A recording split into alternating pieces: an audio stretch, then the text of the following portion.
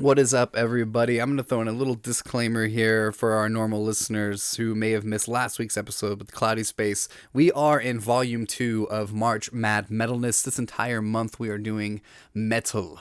And you're going to learn something. You're going to hear some really hardcore music, especially this episode. It really picks up.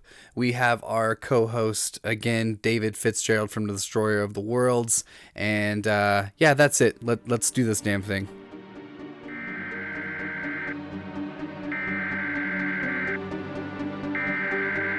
Nation's top scientists on the virus. The Center for Disease Control. is to watch for our Is it airborne? unbelievable hunger. Regenerates dead tissue. Health hazard or military concern. To shoot them in the head. To avoid becoming a victim of an attack. Again, remain calm and wait for further instructions from authorities. Greetings, everyone, and welcome to another episode of the Trial by Air podcast. This is your guest host, David from the Destroyer of Worlds. This is Volume 2 in our month-long series, March Mad Metalness. You know how this show goes. We listen to one of those amazing bands from all over the world and listen to some of their brand new music. Next up, we have Iliad from Ottawa, Ontario. Sit back and listen to one of these brand new songs off of their new EP, Hollow. This is Acrimony. Without further ado, enjoy the show.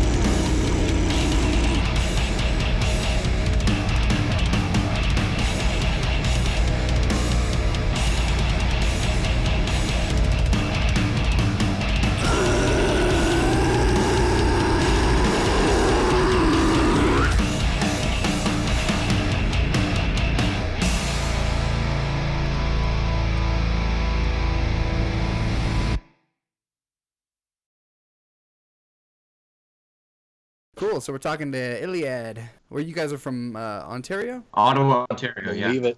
Ottawa. Is that near where the Trailer Park Boys is filmed? I thought it was nearby, but I heard it's in BC, but I don't know how accurate that is. I thought it was East A Coast. lot of bad things are in BC, so. Oh, yeah. Honestly, it kind of looks like Trailer Park Boys around here sometimes. But... Yeah, I think everywhere's got a little bit of Trailer Park Boys in them, you know. I we think got that's what- that everywhere. Yeah. That's romantic. It gives character. It does. It does. That's what makes it home. All right, cool. So, let's get into it. All right, we listened to Hollow, and we found it on Bandcamp, and it really stood out. Everything about it, the presentation and the progressions and the composition of it all really stood out. I like the atmospheric breakdowns.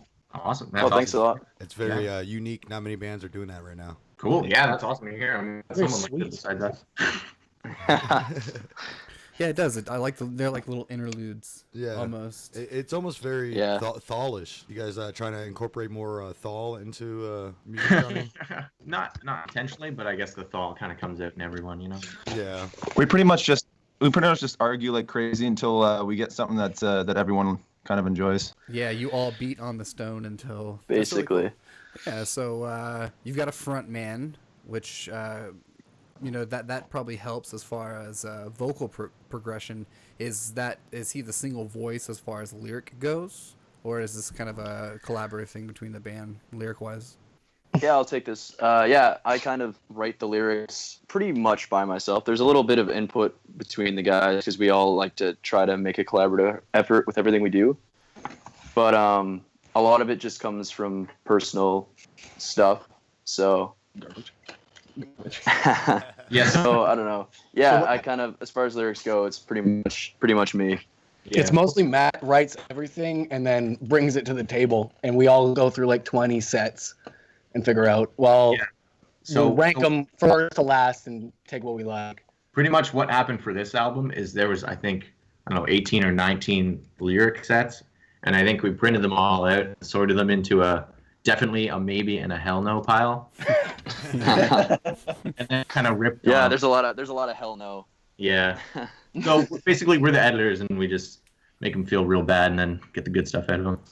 Well, since those never really had their day, per se, what made them hell knows? Let's give them just a moment's tribute and talk about what exactly made them... What constitutes a hell no? Yeah. Well, a lot of it was like the cheese factor. If it's too cheesy, it doesn't make it. Yeah, that was a bit of it. I was the one that said a lot of the hell no's. It was kind of a mix between not as strong as the other ones, or sometimes I honestly didn't really like what he was writing about, which is kind of crappy because it was some personal stuff. But a lot of it was cheese too, like certain phrases or word uses. I was like, nah. Well, if we have the opportunity to absolutely get the best, why wouldn't you, right? Yeah, exactly. You would say it's a hell no compared to the best set of lyrics you have. Yeah, there's always room to. Exactly. Yeah. It was more keeping the strong ones. Well, you know what? There's some real dumps in there, but keeping the strong ones. I'm sorry, Matt. Sorry. No, I mean, You're gonna let him down. Really. that goes Get up without- showing shit on Inject some confidence into your friends, by the way. This is a safe circle, you guys. It's okay. Thank you. Okay. Yeah. Except for Matt, apparently. Yeah, Matt's not safe, but we were having a laugh. Yeah, no, it's cool. Yeah, no, it's fine. I just bare my heart to you. So we're guys gonna shut on when this guitars. happens, Don't worry. Well, Matt, the truth is, Matt, the rest of the band really reached out, and they really wanted to just kind of roast you. So. Yeah, you know what? It's fine. That's Usually how it's it cool. Part of it for me, a lot of it is I know that some of the people that are going to be listening to it don't really care about the lyrics, but for me, I do. So it's really like, I And don't it's know. like, when it comes to this genre, 99% of the time you got people saying, I'm hurt, I'm heartbroken, I'm pissed, or I'm hurt, heartbroken, and pissed. So it's just really a matter of if you can come out of the gate swinging from an angle that not many people have done before, then you can say the same thing and be unique at the same time, Exactly, it helps you stand out. How long you guys been together? Oh, shit. Romantically or like band-wise? Well, me, Aiden, and Paul were all kind of in a band together. Real shit. Real Really bad. shitty It was band. bad. It wasn't good. Yeah, before this. So, I mean, as a collective, all four of us, it's been a 5, year. 4, Yeah, something like that. 4 or 5 Clearly, years. we're terrible at answering questions. That's what the takeaway Yeah. is. Let's Yeah. say So you guys, as a real band, I don't know, a year and a half.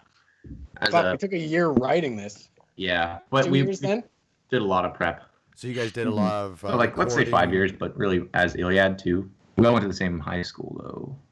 Yeah, that wasn't awkward at all. Yeah, we all knew that everyone was a bunch of goofs, so it made it easy whenever people started asking for new guys to come in. So You're all old high school friends, huh? Everybody's known everybody for that long. Yeah, Not for even sure. really. Like, we weren't like tight in high school or anything, but we all knew of each other. So when it came time to be like, oh my God, we're trying to put a band together again, guitarist and drummer or whatever the fuck, we're like, hey, that kid played drums.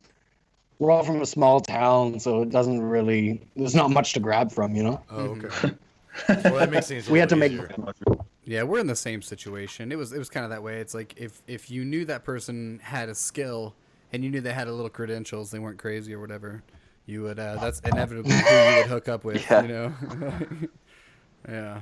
Yeah. Yeah, well, Joe's pretty crazy, but we took him in anyway, so. Mm-hmm. Everybody Yeah. gets one. yeah, it works out.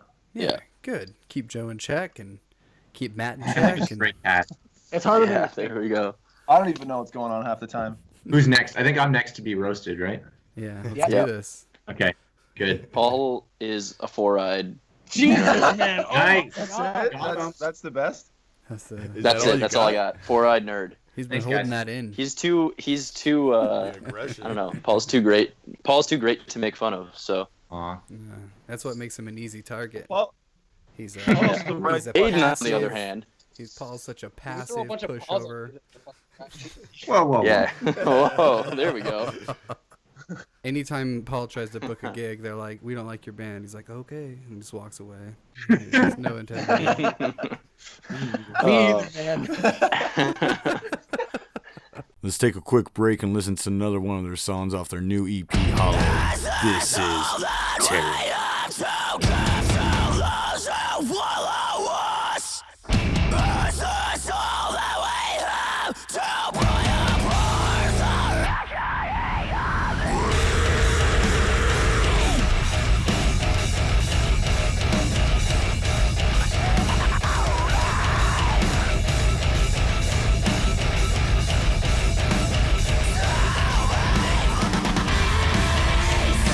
What's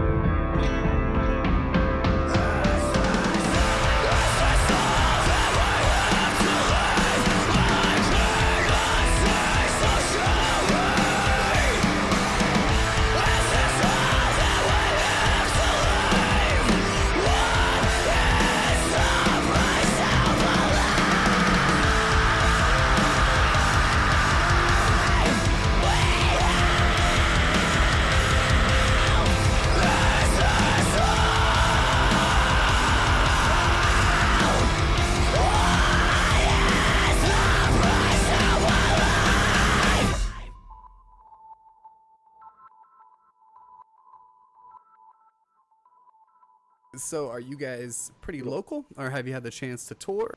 We've been out to this well-known place called North Bay before. Okay. That is a joke. North joke Bay doesn't is play not 'cause very well known. North Bay is like Yeah, no one Yeah. knows where it is. I was gonna look it up. yeah, it's got a big drug problem, but it was a really good show. Yeah, we've been mostly playing Ottawa. So kind of the thing is, Matt actually goes to school in North Dakota, just a walk away, right? So we can't really play shows except for the summer, which is unfortunate. And then we took like a whole summer to do writing, so really we only played a small handful of shows. One of which was in the drug-riddled North Bay, but It was sick though. Yeah, it was a good experience. honestly, it was one of the best shows I've ever played. It was awesome. It's like a Vice Bunch of sweaty documentary dudes in the all of a van. sudden. Yeah. Yeah, it was so cool. One of the bands from North Bay, Kylik, have kind of taken us. They invite us out there, and they're really awesome. So I just wanted to shout. They're actually sick. Shout out to Kylik real quick. Yeah, they're beauties, those guys. And they're doing a lot right now. Awesome. What's their band called? Kylik, it's Kylyk. I think it's a made-up word. Lyk. Okay, cool. I'll check them out. Yeah. They're really- actually sick. They're good dudes. Cool. Very cool. Very cool. For sure, yeah. So when you go to, let me preface by saying I'm sort of new to liking metal. Okay. I've always understood the complexity of it. It just kind of went above me. And what really helped me was before putting together this month-long metal showcase, I went back and I kind of did some research and figured out where metal came from. What sort of stood out to me was just how many genres blossomed by how many single band units almost, or like trinities of bands, you know? Like, Yeah. Easily. yeah. And it just formed all these little subgenres, you know? And metal just seems to be one of those overall genres that has so many subgenres. How did you guys kind of find yourselves with the tags that you had? How difficult was that for you to kind of, metalcore and deathcore and stuff like that? Was this something that you're influenced by, bands that I identified as deathcore, metalcore, or whatever that you guys identified with, or were these simply just straight up you guys kind of figured out what you were while you were looking for tags? I'm very curious about that. It's process. hard ongoing even to be like, well, what are you really? Because when it comes down to it, even a bunch of bands in the same subgenre sound completely different from one another. We were just talking about this before the show, about how some people are saying, bands like Traitors are deathcore, and then meanwhile you have bands that are textbook deathcore being labeled as metalcore or whatever it might be. What I think ends up happening is, at least for us, we all listen to pretty vastly different types of music in our free time. So we all wrote a bunch of songs and went, fuck, what is that even? Yeah. And, you ask people, well, who do we sound like, and who would you say that I guess we kind of went, if we were playing a show and you were a promoter, who would you put us next to? And then you go, well, what bands are those? And then what do they identify as? Yeah, exactly. Yeah. Like it's been something we're still trying to figure out, is how to like properly talk about or label our music, because like you said, there's a lot of there's the atmospheric breakdowns, and we've got some really straightforward heavy songs and some weird songs. So we kind of just grabbed metalcore and deathcore and that, because those are pretty general terms in themselves. Safe. And there's a lot of room within that. Yeah, it's safe. Bingo. Yeah, safe would be the best way to put it. But 100%, if you were looking up metalcore bands and you listen to us, you could be like, oh, I hate this. This is not metalcore at all. I'm going to go listen to Avenged Sevenfold. So many. So really, we kind of just grabbed whatever we can fit within. You could get super specific, of course, but I think it's kind of useless at that point, because every band would have its own genre. Yeah, and how would you can't in the band do it because you can't listen with an objective ear. So it really comes down to what other people think you are. Yeah, exactly. So we'll take metalcore. If people call us metalcore, we'll take it. Yeah, that's what I was thinking. You guys were more of metalcore. Like me, on the other hand, I love metal. I grew up on metal. And your style, especially with the high screaming, it's a lot more metalcore. If you guys were just doing a lot of lows, I would have said deathcore or even thaw, just because of the atmospheric breakdowns.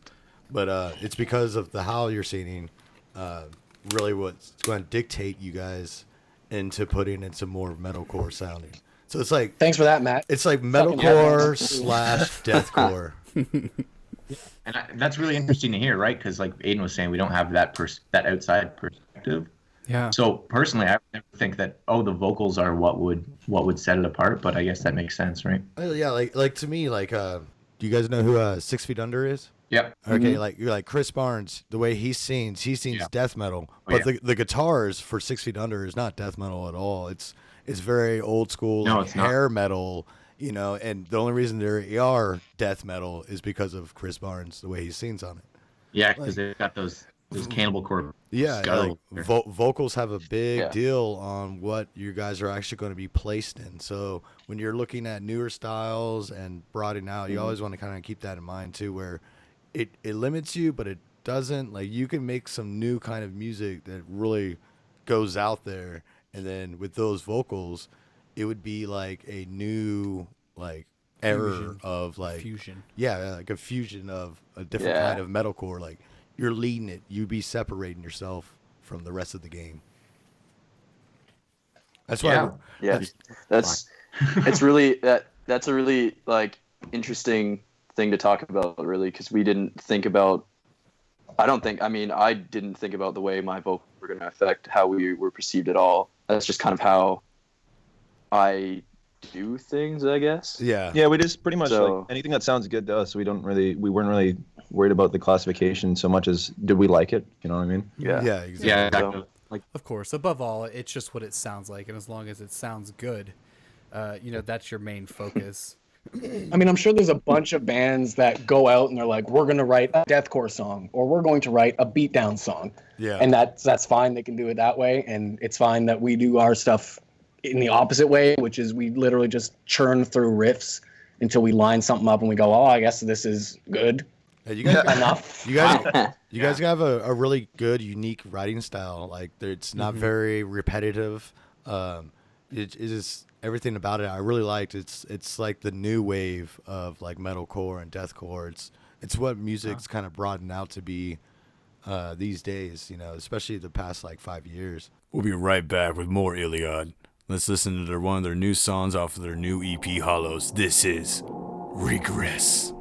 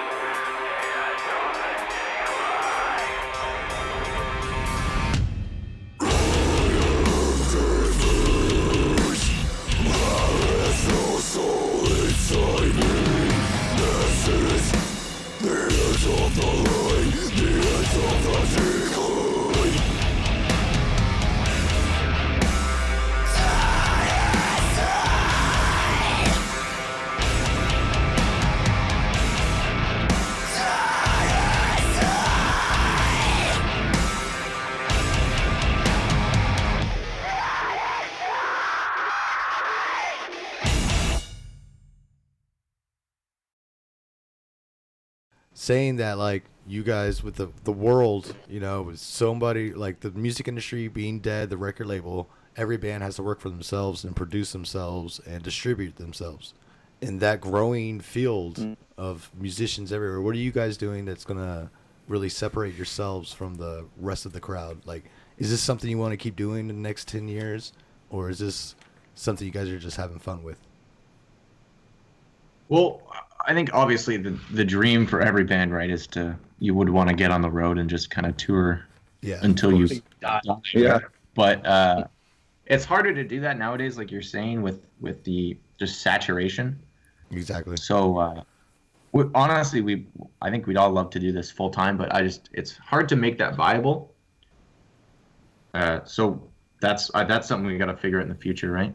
And the hardest part, I would say, is self-promotion.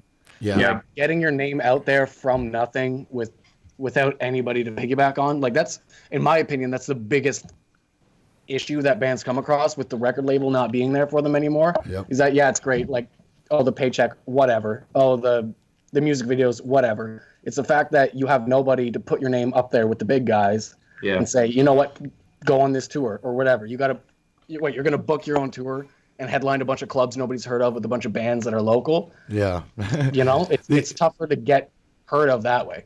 It's definitely harder to get spread out there. Like most bands these days, they only make money through their merchandise, and that's why everyone really wants to tour. Shout out to Ottawa, because Ottawa's got a pretty solid scene now, and people have been working really hard to improve it. And like, there's no Montreal scene though. No, but Ottawa's awesome. Like, we get a lot of big bands here. Like, I think Contortionist just added a show. Nice. Protest the Hero playing in April. We're seeing that. Awesome. There's a lot of awesome bands. You guys get any opportunities yet to open up for any headlining acts? No, not yet. We're really hoping to do something like that, because that's the dream, right? Oh yeah. The last year or so for us has been prepping this album. Yeah. So now that we've got the album out, we're hoping to hoping it has some legs and it'll definitely get some stuff out there for us. I couldn't imagine you guys not being able to open up for major headlining bands coming through, because you guys are already going in the right direction. Mm-hmm. Yeah. And I think to touch on that, I think that's really important, is being as professional as possible, even if you're still a local band, right? Yep. Because there's so many bands talking to promoters, just trying to get the time of day. So if you don't have that certain bar of quality, then why should they care about talking to you? Exactly. Right? You already have the material to show them. Exactly. So that's been kind of my personal ideal for this one, is make everything as good as you possibly can, because that might be your only try with a promoter or with whoever, right? It 100% helps a lot better. It's a double-edged sword though, because if you're us, you hide away and put all this time and effort into making this record for so long, and while doing that, lose the opportunity to play shows and spread the word of mouth about your band. So now you put this record out that you're all so proud of, and it comes time to book a show, and they're like, well, we've never seen you play. Yeah, so it is kind of hard in that way, but hopefully we can push this album and get some shows and that's the harsh, use it to our advantage. Yeah, the harsh reality of that is that's exactly what it is you have to have some sort of credentials. You have to have somebody backing you almost all the time in order to even get through to that promoter and say, like, hey, we noticed that such and such band is coming through town. We would like to open for them. We're going to start a tour here or whatever. Just to even get in there, a lot of people don't realize how difficult that is. The lines, ahead of you, but don't get discouraged, because the one thing that really helps you guys stand out is your ability to be progressive. It's your ability to fuse. It's your ability to dedicate yourselves to writing and continually playing those songs, because a lot of people, you may have a ton of competition now, and you always will, but a lot of those people will drop off. Life gets in the way, and if it's something you're serious about, there's nothing to say you can't hold down a 9-to-5 job and play shows and even tour. It's just a matter of being very transparent with employers and with family and with each other. But what I've noticed interviewing tons of bands is that you don't need much. All you really need is a little bit of backing, a little bit of credentials, and just be charming. When you talk to those promoters, make sure you have everything you need in there to put yourself in the best light. And it's you guys. Yeah. You're on the right start, of course. And believe it or not, having business cards and a website will help you go so much further with a promoter. Because, like, say you meet a promoter at a show, you can hand them a business card. They take that as, like, these guys are very serious and a professional band. Mm-hmm. Coming soon. Exactly. Coming soon. Merch store coming soon. Nice. Yep. Nice. Mm-hmm. Hopefully a website. Now we'll do business cards now that you've talked them up so much. Cool. Let's take a break. Just leave them on everyone's doorstep. Yeah. This guy promotes. Let's take a break to talk about our sponsors, Vistaprint and Squarespace.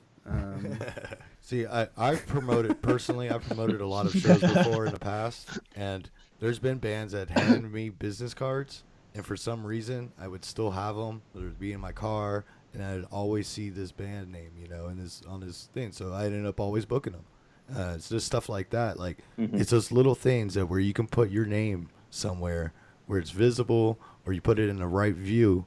Then all of a sudden you're getting all this attention. Mm-hmm. Yeah, we got to worm our way into some minds here. Yeah. We do. Yep. Well, this podcast has a global reach, so guaranteed to. I was actually looking at my statistics. We have some hello to our Australian listeners, and our United Kingdom listeners, German listeners. Wow. Yeah, I was really just amazed. Canada, we've actually got like 15 subscribers in Canada, so I don't even know. You guys are actually, yeah, you're my first Canadian band, believe it or not. So. Woo. All right. Yeah. Well, thanks so much for having us on here. It's of course. We're pretty stoked, right? Because the album came out, and then suddenly we had this message saying, "Hey, you want to be on a show?" Yeah, we're kind of blown away, actually. You guys have all the social media accounts? It's all there. Yep. I don't know if our Twitter is active, but I think we have one. It exists, but I don't know if it's. Iliad Matt official. knows all the handles off by heart, so he's about to tell you what they all are. Let's Matt, what are our things? Oh God. Let me tell you. He's Googling. Iliad Official on Facebook.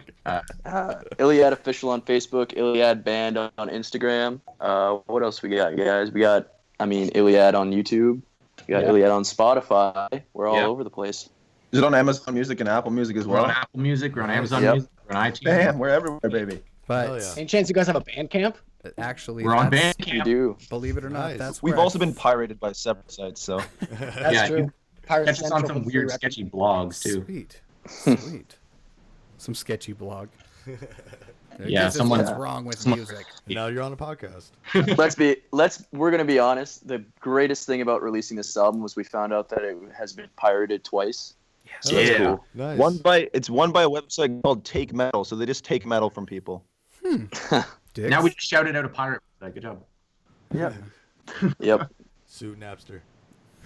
Yeah. Well, another thing, I guess, is trying. The way actually I found you is by Bandcamp, and what I did and what I've been doing to find all the bands that I book on here really is I go to Bandcamp, discover new arrivals, digital. I do all formats, unreleased, and then I just search genres, and I sit there and I listen one by one to all the bands in those genres. Oh man! And that must be interesting. It is very interesting, and what I've learned about metal in particular is it takes talent, it takes patience, and it takes people who understand composure to really make good metal. That's what I've learned researching for this month of metal.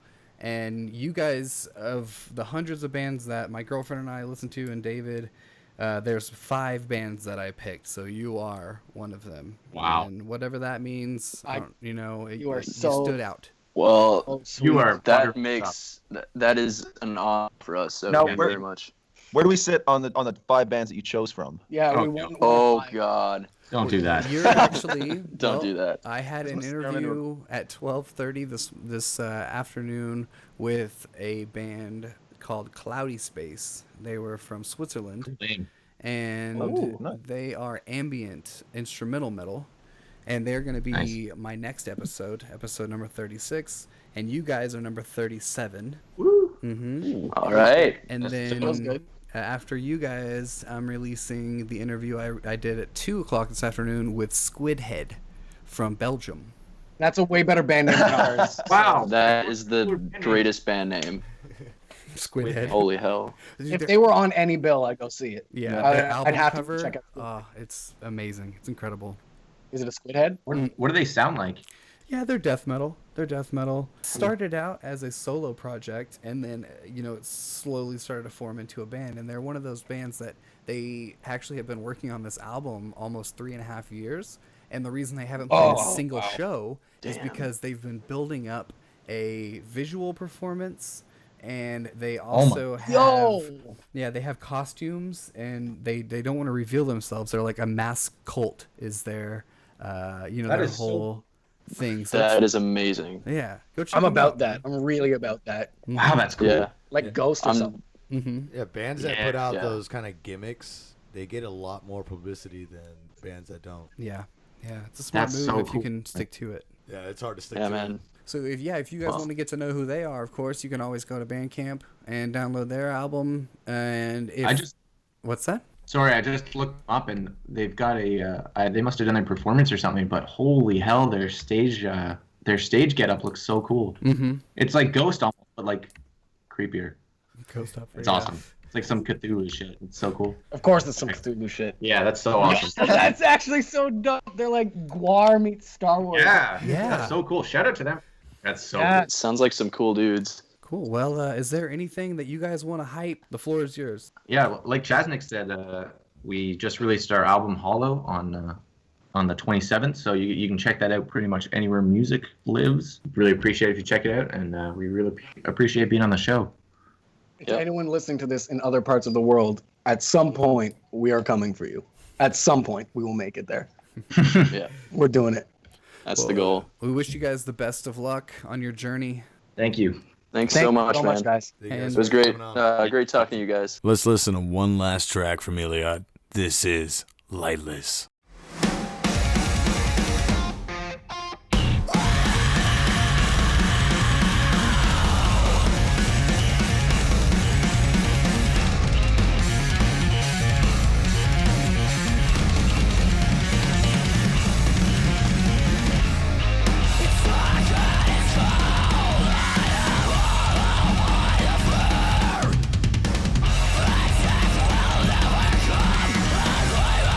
Suffer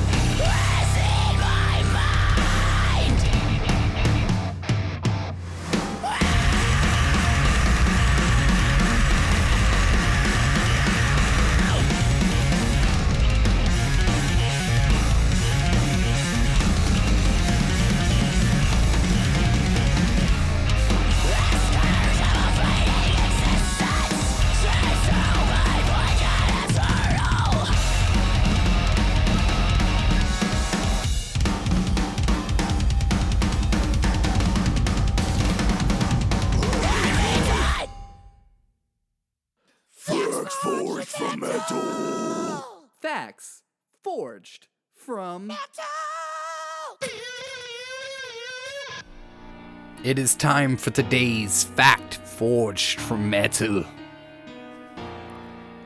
Credited for being the pioneers of metal, Led Zeppelin, Black Sabbath, and Deep Purple were often considered what many called the unholy trinity. Flash forward to the 80s. In 1981, SoCal band Leather Charm formed and wrote but one song. They disbanded shortly after. James Hetfield soon met Lars Ulrich through a classified ad, and Metallica was born, giving birth to the 1983 release Kill 'Em All, in which it featured Hit the Lights, written by previous band Leather Charm. After being removed from the band, Dave Mustaine would go on to form Megadeth. Ironically, alongside Slayer and Anthrax, Metallica and Megadeth would be part of what is known as the Big Four, sealed in the vault of metal history forever. This has been today's Fact Forged from Metal. I hope you all have learned something. Thank you, everyone, for tuning in to this amazing show. Yeah, it was. Thank you, Iliad, so much for joining us. It's been fun. Thank you to our listeners, everybody that is enjoying March Mad Metalness. We have plenty of more metal for you. Anybody that isn't, stick around. You're gonna find something to love this month. It's quite incredible, the music that we found from all over the world. Oh yeah, it's amazing. Yeah, spectacular. Next episode we have Squidhead from Belgium. From Belgium. They are. You heard them talk about it. Oh, they're brutal. In the interview, yeah. Thank you guys. It's incredible. David, thank you so much, buddy. Yeah, man, it's been fun. Yeah, and thank you to Destroyer of the Worlds for loaning us your music so that we could put it up here. That's what you're listening to right now. You hear that? That's David. Yeah, that's me. That's his. That's his I'm angry with everything voice. That's my I love everybody voice. Oh.